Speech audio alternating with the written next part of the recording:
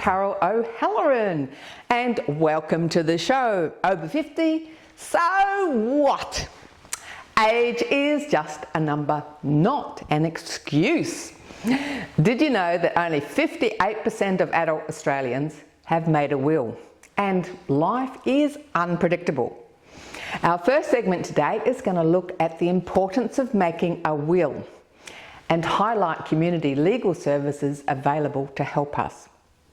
Then energise yourself by joining in the 5-minute fitness routine. And lastly, how's your singing voice? The People's Choir is diverse and welcomes people all ages and abilities, even with no singing experience.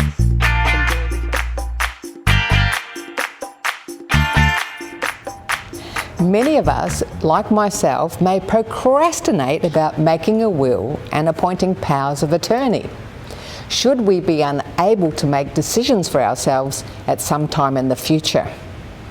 Well, today we're at a free information session on wills and power of attorney. We're going to hear from the Peninsula Community Legal Centre and the Office of the Public Advocate. Can we please welcome Will Betts, Deputy Legal Director from the Peninsula Community Legal Centre. Will heads up the PCLC's Elder Law Clinic, and he's an expert in issues to do with wills, power of attorney and elder abuse, which of course includes financial abuse. Here's Will. Thank you, Carol. Thank you for having me. I'm here to talk about wills and estate planning.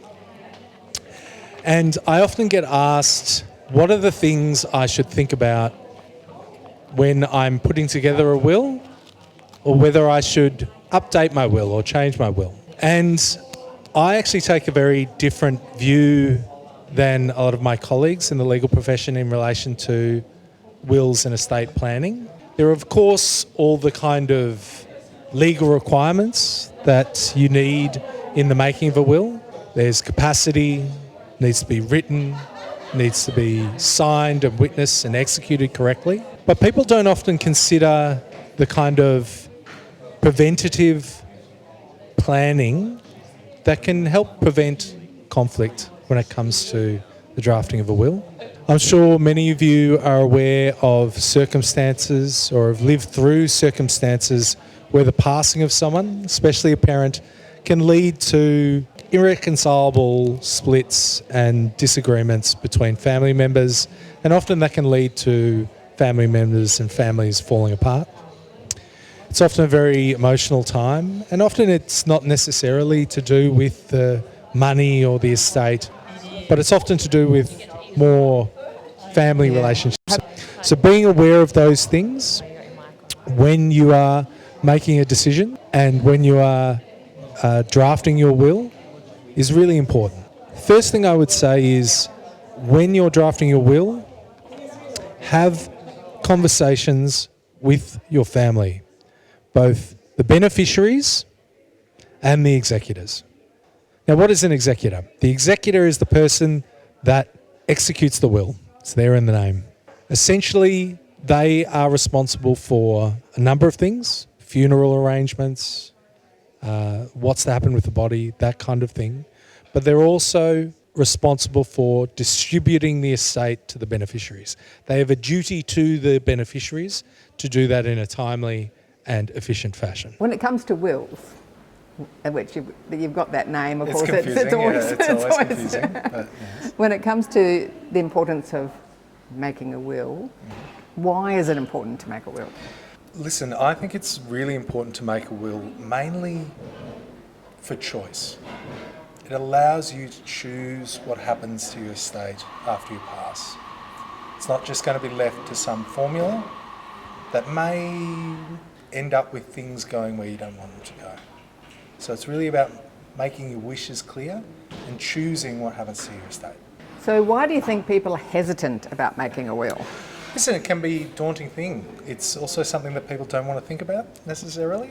I think, it's something that's going to happen to everybody, but we don't like to think about it. But I like to think of it as a way to plan. So it's really about, we plan a holiday, you plan to buy a house, you plan to start a business, but we don't really plan, passing. Being able to plan, and part of that being drafting a will, I think is really important. And you don't have to draft a will with a lawyer. No, that's right. There are do-it-yourself will kits. Many of them are available in your local post office. Also, the Office of the Public Advocate and the State Trustees, I believe, have will kits. I would be hesitant in relation to doing a draft your will kit if you have a complicated family or a complicated estate. You own lots of things. If you're lucky enough to own lots of things, then, as I said, best to engage a solicitor to do that for you. As I said, you talk to your executor, you make clear what your wishes are. You also talk to the beneficiaries, make it clear what you want to leave them and why. The reason for that is you want to make sure that you're forestalling and preventing conflict, making it clear to everybody what they're going to receive. The worst thing that can happen is that everybody comes to the reading of the will, they're in an emotional state, and suddenly they're hit with something they weren't expecting. They're not getting the classic car, even though they'd spoken to you about it many times. The house is not going to the one child is no longer going to receive a benefit from the house, that kind of thing. If you make it clear beforehand, you're always going to be more likely to avoid, not always, but most of the time you're going to be likely to avoid conflicts down the track. Most of those conflicts relate to what's called family testator maintenance. That's where someone challenges a will, saying, I essentially had a reasonable expectation that I was going to get more benefit from the will. Now, there are ways you can navigate around that, but as I said, nothing is better than having those conversations early, making it clear in the will, and potentially even leaving something small to that person that you don't want to leave the majority of your estate to, and making it clear why you've made that decision. We're chatting to Jackie Galloway, CEO of the Peninsula Community Legal Centre. Hi, Jackie. Good afternoon. Lovely to be with you. Yeah, it's been a great session today. It has been. It's been a wonderful session, well attended and certainly very informative. Yes, it's amazing to have sessions like this for the community, a free session to get this really important information out. Absolutely. I think, end-of-life issues are important to people, and if you are well informed, you can make good decisions. People may not be aware that there are free legal services. There are community legal centres out there. You're with PCLC, the Peninsula Community Legal Centre. So what does it do? What does PCL do and other community legal centres? For Peninsula Community Legal Centre, we provide free legal advice, information, casework and court representation to people across the southeast suburbs of Melbourne. And how does the process start? What do people do if they want some legal assistance? Yeah, so if you have a legal issue, you contact Peninsula Community Legal Centre. Our staff will then ask you a few questions around what sort of legal issue. We will do a conflict of interest check to make sure that we have not assisted someone that may have been related to that matter.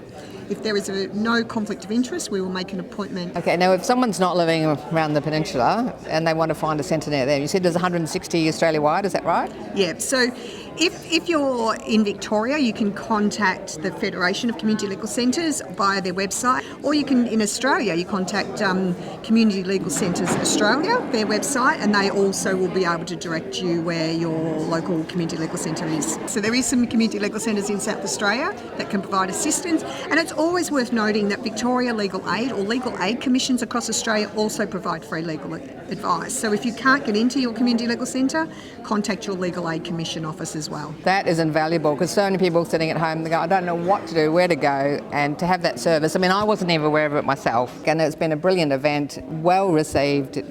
We had more people than we could fit in here.